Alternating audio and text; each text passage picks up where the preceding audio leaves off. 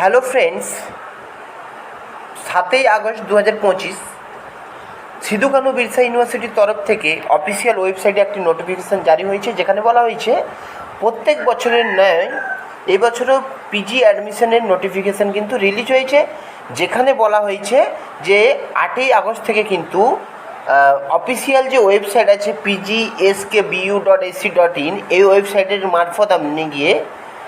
বিভিন্ন যে পিজির সাবজেক্ট আছে, যেমন হচ্ছে anthropology, tribal studies, Bengali, biotechnology, botany, business administration, chemistry, computer science,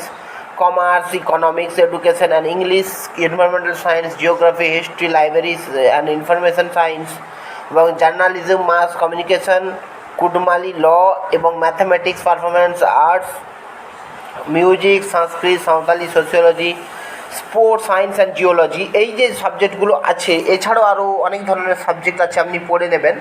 এই সাবজেক্টগুলোর আপনি বিভিন্ন রকমের